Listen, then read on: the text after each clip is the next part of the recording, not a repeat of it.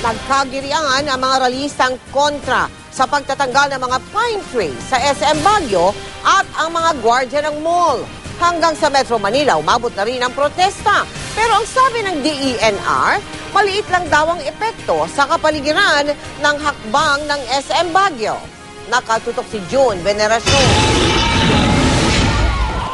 Inabot ng gabi ang protesta sa harap ng SM Baguio City. Umabot pa sa puntong nagkasigawan at nagkatulakan ng mga ralista at mga gwardya ng mall.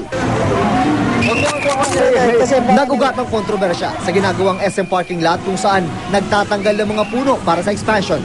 Kahapon, naglabas ang Baguio RTC ng 3 araw na Temporary Environmental Protection Order laban sa SM. Sa kabila nito, nakuna ng GMA News kagabi ang patuloy na paghukay sa loob ng compound ng mall. Huwag niyo pong ituloy yung ginagawa ninyo ngayong gabi.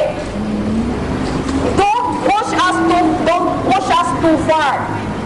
Because we can proceed against you legally. That's part of our functions.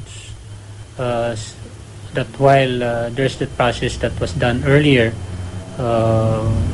and then it was stopped. So naka-standby lang po as part of the monitoring process. Hindi ang mga puno! Bawasan ang tubo! Bawasan ang tubo! Hindi ang mga puno! Ang mga rally sa Baguio, umabot na rin sa Metro Manila. Binulagan ng kilos protesta ang opisina ng Department of Environment and Natural Resources. Ang panawagan ng Kabataan Party List sa DENR, bawiin ito ang permit na ibinigay sa SM para magputol at maglipat ng puno mula sa kanilang mall sa Baguio City. Kaya naman daw itong gawin kung talagang gugustuhin. Pinapasok ang ilang rallyista sa loob ng DENR para sa isang dialogo. Bawasan yung tubo at yung kasakiman. Huwag yung mga puno ang putulin. Pwede naman po na mag-fasting muna sa kaganidan.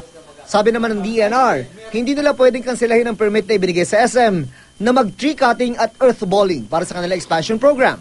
Unang-una, wala naman daw silang nakikitang paglabag ang SM sa mga kondisyong inilatag sa pagbibigay ng permit.